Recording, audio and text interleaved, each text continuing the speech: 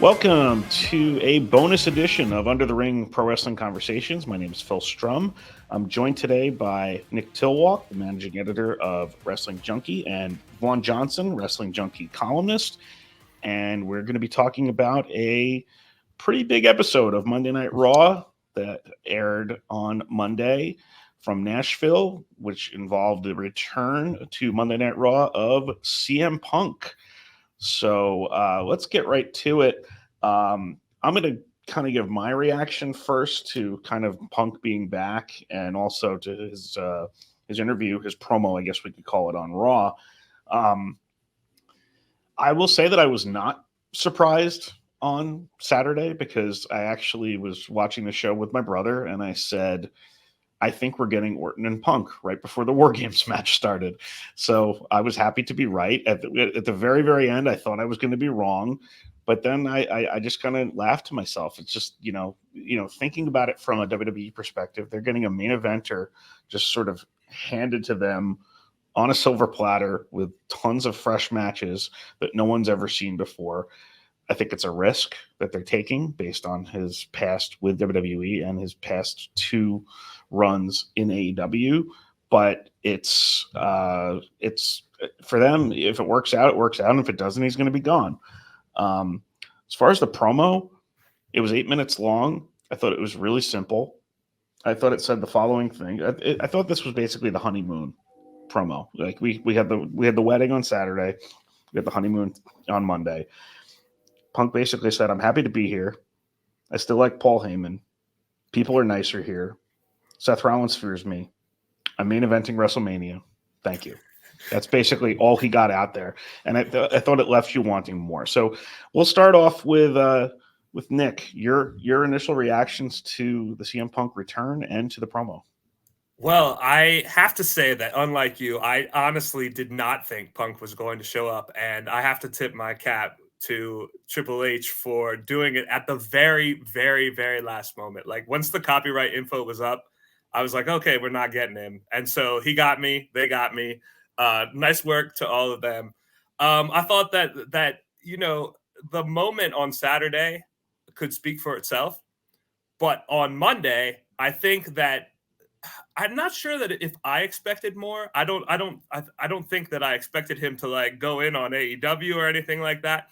But I do wonder if WWE set the expectations for what might happen in that promo a little too high, in the sense that, oh, it's CM Punk with a live mic, and they in the little bit of billing that they could do between Saturday and Monday, the most controversial, divisive figure in pro wrestling. And then to have him come out and basically be like, I love you guys. I'm so happy to be back here.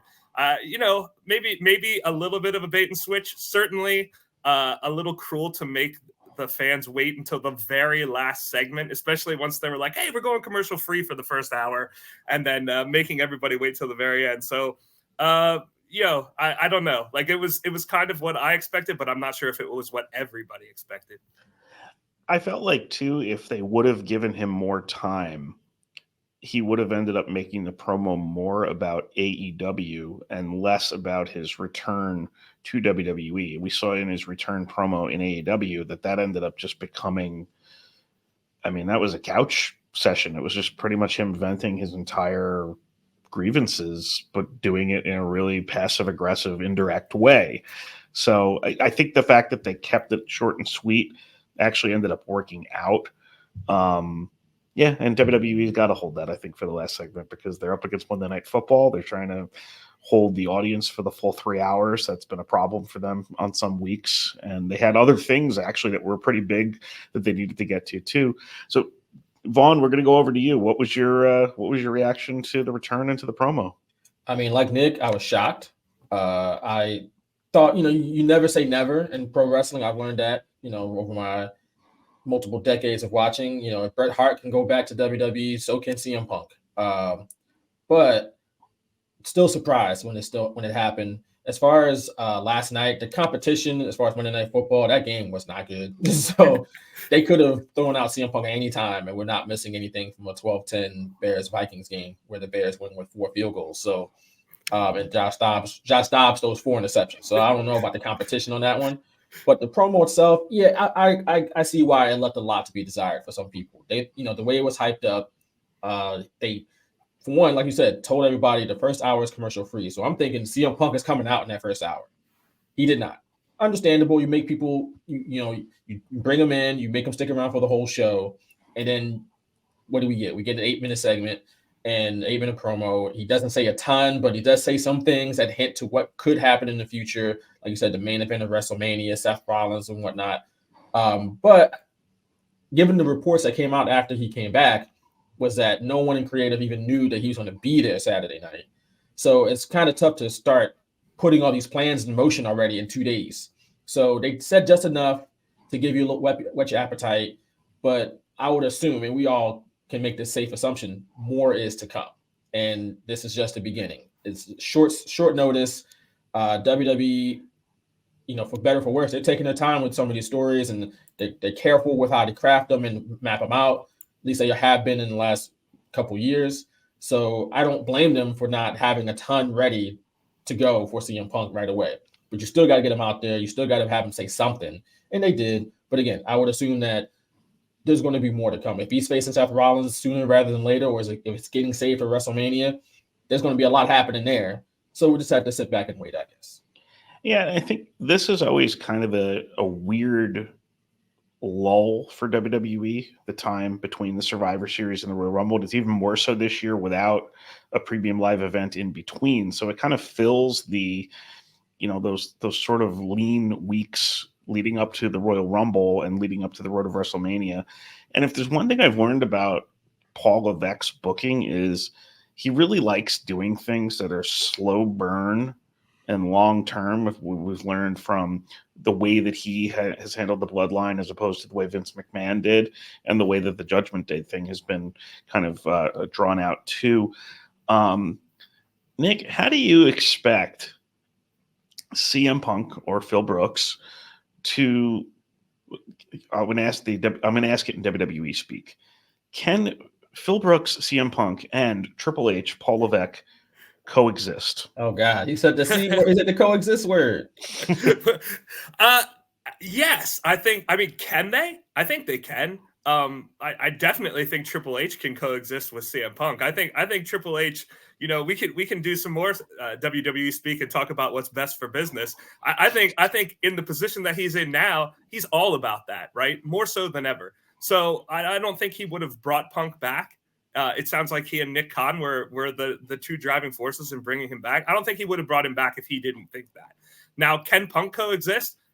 I don't know, right? Does anybody know? Like, we can sit here and debate it all we want. Like, oh, this is his last chance with one of the big companies. He's definitely going to be on his best behavior, but I don't know. Like, I thought maybe AEW was his last chance and he wasn't on his best behavior there. So I'm not sure that anybody could sit here and tell you, oh yeah, for sure, CM Punk is going to absolutely toe the line.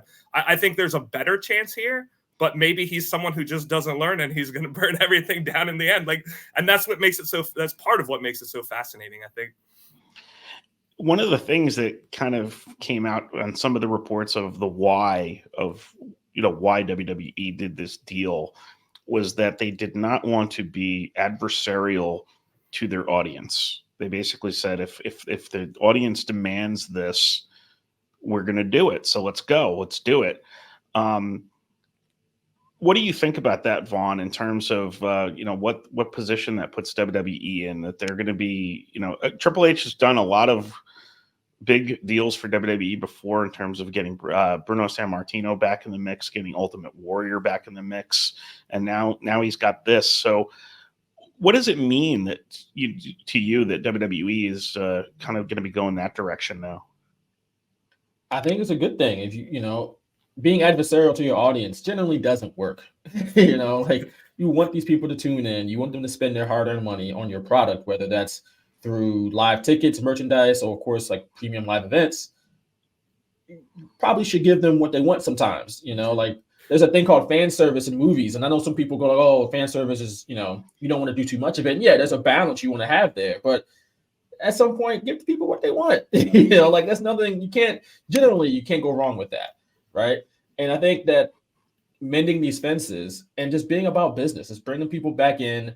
And if the people want it, at the end of the day, it's going to help you make more money, which is why we're here. Like CM Punk said last night, not here to make friends, it's here to make money. And obviously, locker room harmony, I think, is important. And as far as I've heard and what's been reported, we don't hear about tiffs in the locker room too much in WWE. If anything, it's the talent against the booker, the former booker, Vince McMahon, but it wasn't really in between talent. Here and there, you might hear some stuff, but it's obviously nothing major to the level that's occurred in AEW.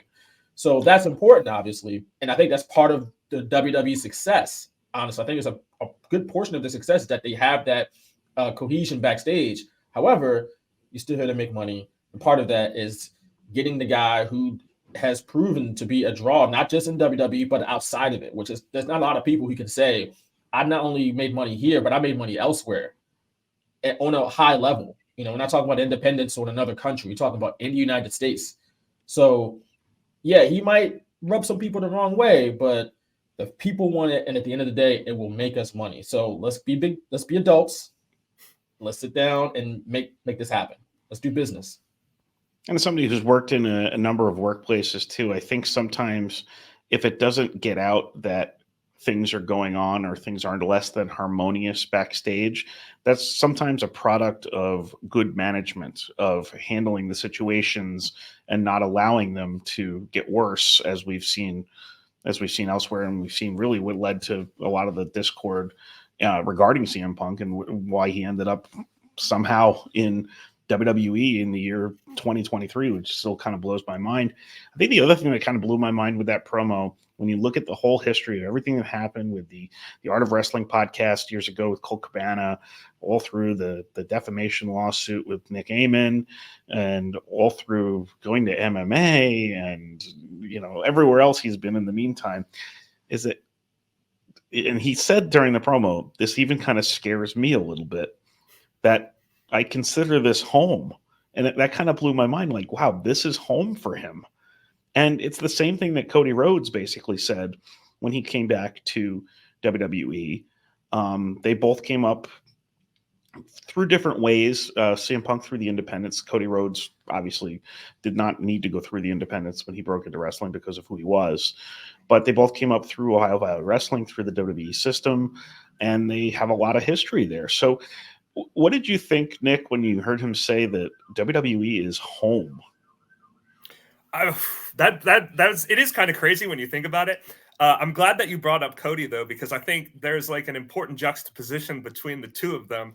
And that is that I think that Cody probably always knew that WWE was his home, right? That there were some things that he needed to go do outside of WWE, but he would probably always circle back at some point. And that was, where his end destination was going to be. I don't think, Punk is completely opposite, right? I think he probably needed to do all these things out of necessity, not because he wanted to go find other things. And I think he's been searching for a home, right? I think if he was successful in MMA, which seems crazy to think about now, given what happened to him, but if he was successful there, maybe that would have been his home. If things had gone differently in AEW, maybe that would have been his home.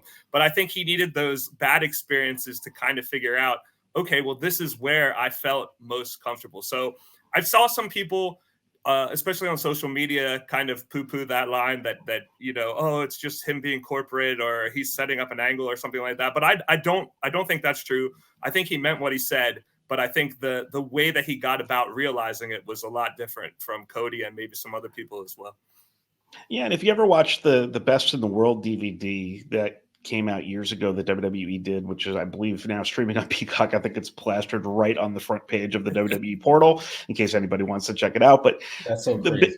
The big theme of that was kind of his distrust of any authority or in his life, and you could kind of see that as every step in his life took place. He gave that grass is greener comment to MJF when he was in AEW. I have a hard time kind of assigning reality to stuff that gets said in wrestling promos because it's said in wrestling promos. It's on TV. It's there for a reason. But, maybe he did, really go through a lot of exploration of himself to get to where he is. Vaughn, what was your kind of take on whether or not that was legitimate or heartfelt? It could be. I mean, it's funny. It's really funny to hear, and I understand why people take it and run with it on social media because he's pretty much been the exact opposite of WWE being home for the last decade. Like he's ranted about WWE on numerous occasions, and his displeasure for the doofus son-in-law and the old man boss and everybody else that he worked for while he was there. But like you said, he's going on a little bit of a journey. I would hope that after everything that's happened in AEW, between getting there, coming back to AEW after multiple years away from wrestling, having the beefs that he had, getting fired, and you would hope he's learned something. So maybe he has come to some conclusion like, you know what, man, it was just meant to be. This is where I'm supposed to be anyway. Maybe I would hope there's some growth that he had coming out of that. Because if not, then what do we take from it other than you got fired? You know, something had to come out of that. Yeah, definitely, and it's just it's still just kind of surreal to even be talking about this tonight. To be honest with you, like I kind of don't know what to think of it in some cases. But Nick, if you, I would say for booking his first match back, that initially I was thinking Nakamura when I was thinking that stuff, but now I see that that's not going that direction. And I'll say this too about last night's show. While they did wait until the end, they did use the middle a little bit to build the Seth Rollins part of it up, because Seth Rollins sort of had to weigh in and give his non-opinion opinion of CM Punk, and which everybody has kind of seen. And Drew McIntyre got to sort of weigh in on it too, but didn't. And also they got to tout the social and the engagement stats and all the headlines and everything like that to show you what a big deal this was. I'm assuming Royal Rumble, but I don't really know. Like, do you just put him in the Royal Rumble? Is that where you start him just to keep it slow burn and then build other things out of it? Yeah, I mean, if we learned anything from the way that WWE handled, the late Bray Wyatt's last return, I don't think that they're necessarily in a hurry to get him. They don't need to be in a hurry to get Punk in the ring. That was an interesting thing about last night too, is like Randy Orton is back and he had his first solo match back last night because they were planning on him being back and it made sense. I don't think you necessarily need, I mean, I think obviously his fans would love to see Punk back in the ring right away, but you don't necessarily need to rush him into anything. And so with Rumble seems fine to me. I think it was important that they gave Seth more to do with Drew McIntyre. I think that managed expectations like, oh, we're not going to see, Seth versus CM Punk right away. And they can hold that off. And it was a good signaling to people last night that that's not going to be what he does first. So yeah, I either in the Rumble or setting something up for a solo match at the Rumble. But like, honestly, I don't know off the top of my head who you would put him in there with right away.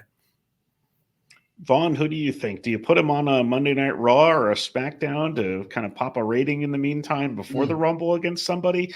Do you give him Dominic Mysterio or JD McDonough or somebody like that to just kind of get his feet wet and get going? What do you think? I think you save him for the Rumble. And I think you save, like you said, we've said they've been more patient with how they tell stories lately. And I don't see a need to rush it.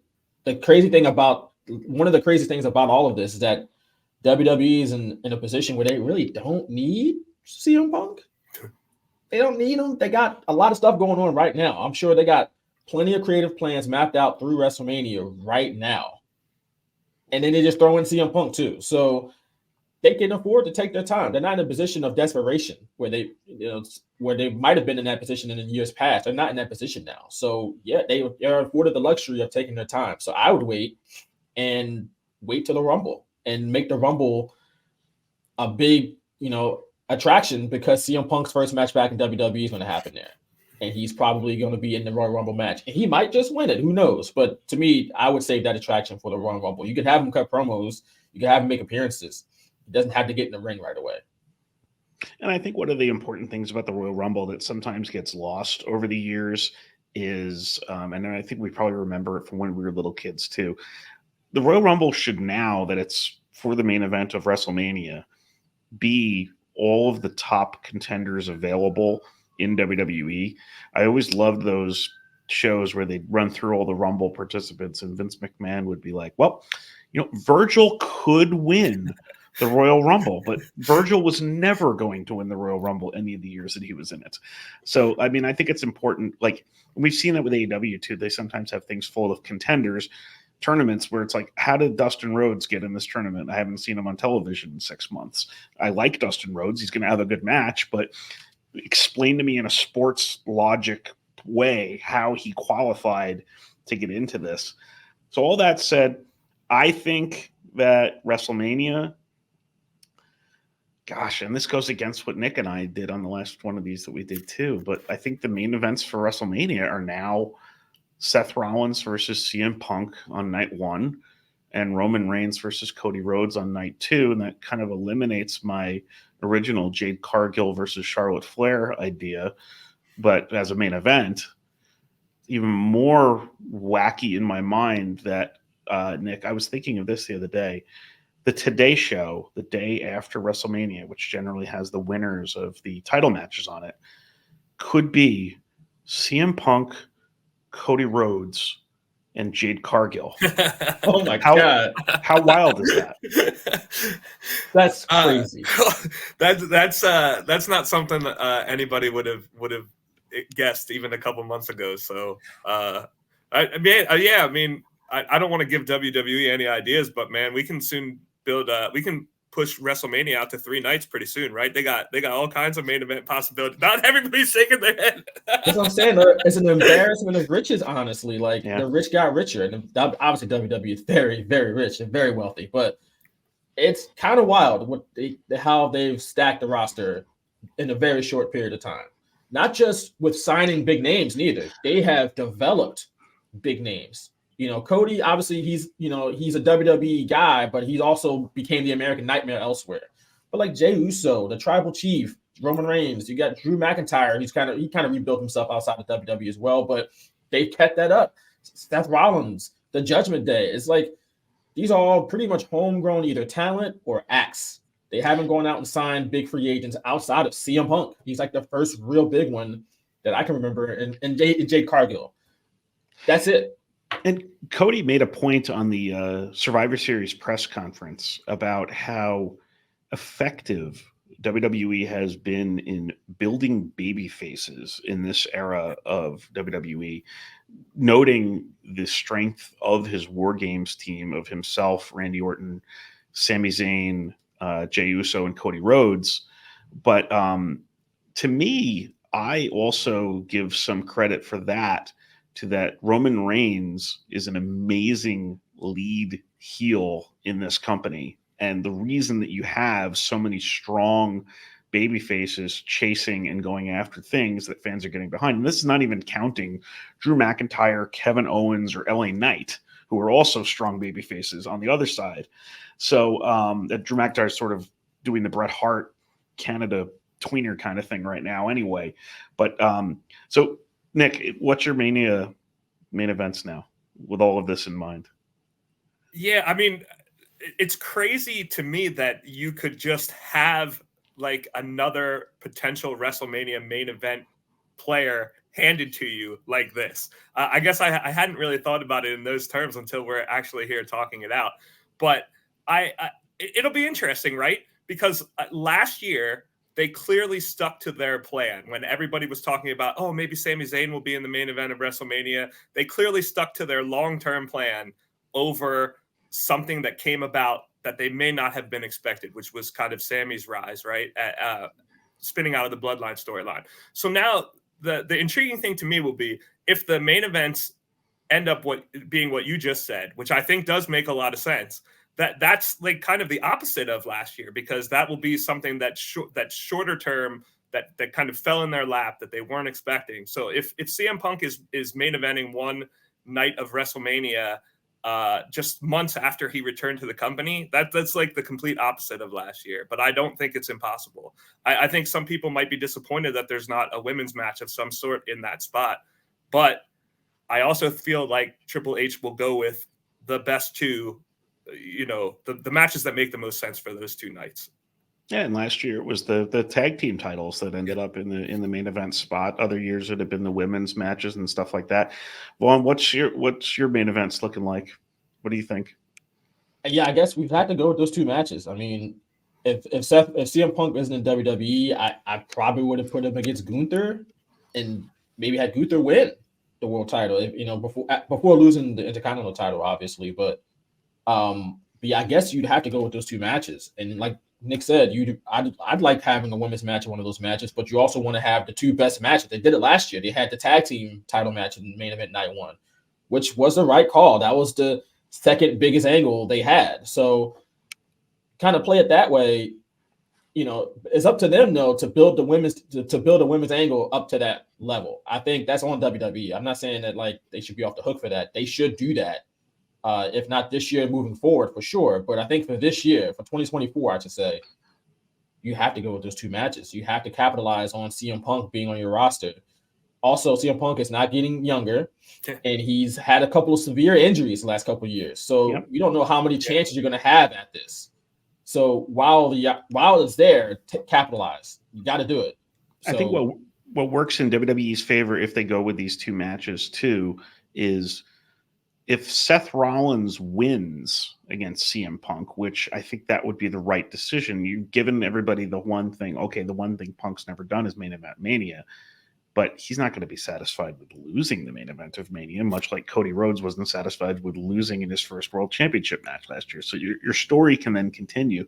The other thing I think that works in WWE's favor there, they have more destinations than ever for shows and booking and meeting big attractions on shows. If you just look at 2024, I think they've got subsidies from cities for, I think, 8 or 9 of their PLEs next year, including Paris or wherever that is in France. I know it's outside of Paris. I don't remember exactly where it is. Backlash show. They have Perth for Elimination Chamber. They have Munich at the end of August.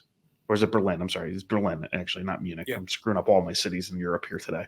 But and then you got SummerSlam. Then you got Money in the Bank. You need big things on all of these shows. Plus, you need big things on your TV because you're in the year where you're trying to get they got one last contract to work out, and it's said to be the biggest one. So I would think that Rollins wins out of that because I think that just gives you more opportunities. It extends out Punk and Rollins even longer. It allows you to get more big matches on you. I didn't even mention the two Saudi shows that they have 50 million apiece in 2024 too, which will be fascinating to see if Punk ends up on those after what he said about those. But I would think that he would because it's an enormous payday. It's insane how many different big shows they have in the coming years. Do you think, Nick, that, I mean, because I kind of think they need to book SummerSlam sort of like the second WrestleMania of the year now, the way that things are set up? Yeah, well, first I wanted to touch on something really quickly. Are we in agreement then that CM Punk is going to turn heel at some point between now and WrestleMania? Because or are we thinking he stays the babyface and Seth turns heel? I hate to make him more like a Bret Hart thing because Drew McIntyre is sort of doing the exact same thing right now, but his fan base is so good that I don't even know. I think within individual matches, he can have heel tendencies or not, depending on who, if he's wrestling like, I'm trying to think of a really good heel. If he's wrestling Gunther, he's probably wrestling that match as a babyface. Yeah. If he's wrestling Rollins, I'm not really sure. And Rollins, even like when he asked the crowd last night what they thought, he was kind of like, he looked like he was unsure. Like, am I the heel here? Am I the babyface here? Don't really know. Just Nashville like Punk. And then the other piece of that too is I was in Prudential Center in Newark, New Jersey when he came back on the AEW Collision show. I was on one of the few collisions that he actually got to wrestle on. And the reaction to Punk in that building was not good. It was negative for the most part. So, Vaughn, do you think he's going to even get a mixed reaction, or is that something that's sort of reserved for the AEW audience? I think it'll be mixed. I think it was sort of mixed last night. It was mixed when Seth Rollins brought him up. I think it was kind of mixed when he cut his promo a little bit at the end of Raw. And I think you work with that. That's, to me, at the end of the day, it gets a reaction, one side or the other. And there were a time where people weren't getting reactions, so you run with that. You run with the fact that he is polarizing. You run with the fact that he is controversial, and that there are some people who do like him. There are some people who don't. You love him or you hate him. There's no in between. That could be his character. They tried to do that with John Cena back in the day. I don't know if it was really worked, because people, he was a polarizing character, but for way different reasons than CM Punk. CM Punk is legit in real life, a polarizing figure inside the wrestling business. So I think you just run with that. He can be an island on his own. This isn't the kayfabe era. We are in what I guess you call the reality era, where people know what's going on. People know what's happening behind the scenes. That's part of the allure of CM Punk, is that when he enters a locker room, will he fit in? Will he ingratiate himself, or will he rub people the wrong way? And he has frequently in the past. Will he do it again? To me, that's part of the draw. That's part of the drama. That's part of the reason why we watched last night, is to see who was he going to piss anybody off then. So yeah, I think you just run with that as far as CM Punk, and let him just be a man on his own island and do what he wants, kind of thing. He doesn't have to fit one side or the other. He's CM Punk. I mean, in the context of WrestleMania, that could actually work, right? So if you have the night 2 main event being Roman and Cody, a very kind of classic hero versus villain story, and then have night 1 be, hey, these guys really just don't like each other, but we're not defining where they are on the spectrum quite as much as the other night. That could work. It's different, but it could definitely work. And to Vaughn's point too, I think fans think they know what's going on behind the scenes. Sometimes they don't really. And I think if WWE kind of blurs the line here with Punk, you're going to win, because I think the more people think that there's discord surrounding him, if there's not really, I think that works in WWE's favor, because then at that point you are selling them reality when what the fans think. Oh my God, is this, it's kind of your classic from the 1950s and 60s, like, oh, the rest of the show is fake, but I think Johnny Valentine is real. I think the rest of this WrestleMania is going to be fake, but man, what's going to happen when Punk and Rollins get in there? What's going to happen when Brett and Shawn wrestle at Survivor Series? It's that kind of mystique that you're getting back in an era where it's very hard to manufacture those types of rivalries. I'll ask this question, and I wrote this down before. Is for Nick, actually, is the fact that Vince McMahon is gone from the day-to-day of WWE helpful in this, do you think, for Punk? Yeah, I definitely think so. I think if you listened to Triple H's press conference bit after Survivor Series, it sounded like it was. I'm not sure if this is able to come together as quickly. Let's put it that way. I don't know. I'm not definitely don't know enough to say about Punk and Vince's relationship to know if that would have been a complicating factor. But I certainly think not having to go check with Vince or run it by him and just have the ability to go do what they wanted. And Triple H even said, hey, the higher ups at TKO didn't even really have anything to do with this, or they trust us to do what's best for WWE. So I think yes, the current power structure of WWE certainly made this, in my mind, a lot more plausible than the old one. And then I'm going to throw this one out. I'll start with Vaughn and go to Nick afterwards. I kind of want to talk about industry-wide, kind of what this does. What did the CM Punk signing make this look like for AEW? Oh, I wrote on USA Today, Wrestling Junkie, that it was a loss for AEW. I mean, look, they have time. It's not like they're dead in the water and it's doom and gloom. They can always rebound from this. It will take some time, and they got to do it. And apparently they're making some changes. Q2 Marshall is out the door. Who knows why? But they have time to bounce back. But it's a loss. Like, you had him in the building. It wasn't like he chose WWE over AEW. He chose AEW over WWE back in 2021. That's what he wanted to be. He was there, and he was happy to be there until he wasn't, obviously, and things went awry. And so, some of that is his fault, some of this wasn't, but things went awry, and he's gone. And you have Tony Khan sitting at press conferences saying that CM Punk is the reason why we're making all this money. He's the biggest financial difference maker in our company. And then you lose him. and they had to remove him from the situation because it became untenable. That's a bitter pill to swallow. And then on top of that, now MJF is hurt. Who knows how long that will affect him? Yeah, that's a tough one. To me, AEW, they can always bounce back. They still got a great product. They still have great talent. It's just you lost this one, pal. Better luck for the next time, and maybe they learn something from it the next time they have a big name that comes in, and learn how to smooth out these situations better. And then Nick, Vaughn mentioned it there. MJF out with an apparent injury now to his shoulder, torn labrum. Adam Cole out with double ankle surgery too. All sorts of different things. What does AEW need to focus on in this period to get the negative out of the way and just sort of? I think you even said this earlier today. Just hit the reset button and restart at this point. What do they need to do? Well, I hope they don't overreact, right? I hope that Tony Khan doesn't just try to go on a crazy acquisition spree or just I don't want them to panic. But here's what I can't get out of my head. In my lifetime as a wrestling fan, I've only lived through one. I mean, we all have only lived through one time where another promotion, in that case WCW, got really hot to the point where it was a legitimate contender for WWE. And once it lost its status as the hot thing, it never recovered, right? So I think what I hope personally, as someone who wants to see the pro wrestling industry as vibrant as it can be, I hope that AEW hasn't already had that moment and is, and not able to get it back, because that would be a bummer.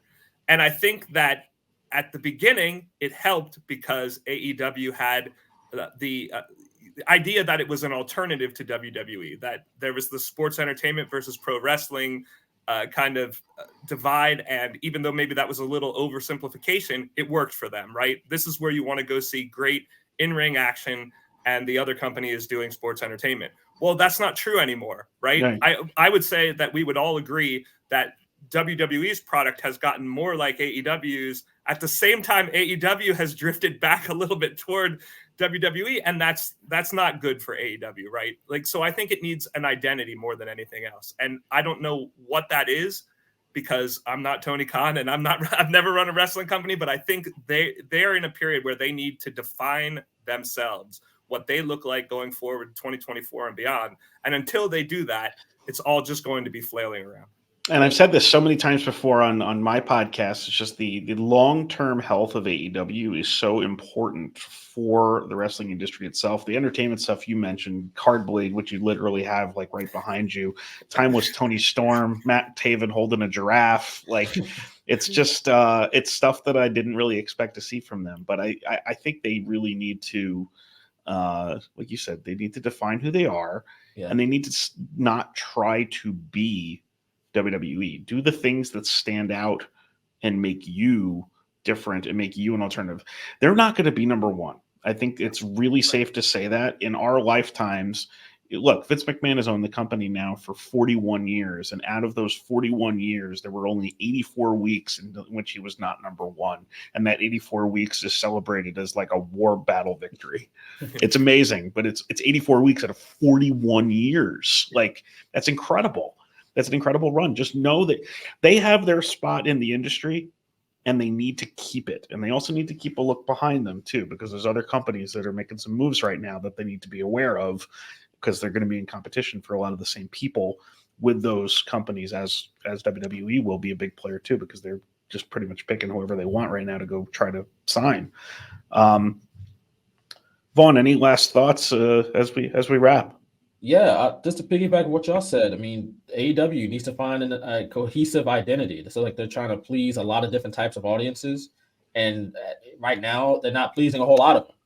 Also, I like the Tony Storm stuff, but I don't know if that should be the top angle in the women's division. Even though it's funny, I like it, but is that the best thing you should have going? I don't know. It feels like a very WWE type of angle. It's hysterical as it is. I enjoy it.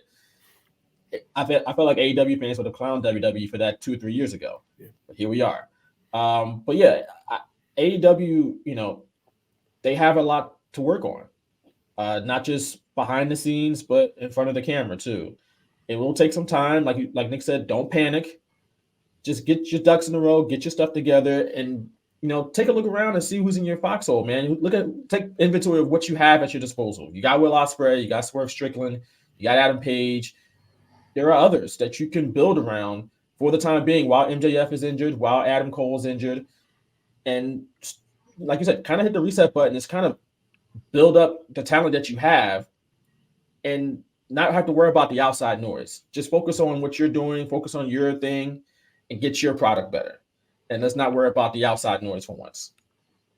And Nick, to wrap this up, where can fans read things from you and Vaughn and others on the Wrestling Junkie team? Yeah, wrestlingjunkie.usatoday.com. Please come check it out. Vaughn's doing excellent columns under this podcast right here, Under the Ring, with Phil talking to someone interesting from the wrestling industry every week. And then, just as wide a net of pro wrestling coverage as we can give you with a small team. All right, Nick, Vaughn, thank you guys so much for joining me today on Under the Ring Pro Wrestling Conversations. We'd love to do this again, and have a great week, everybody.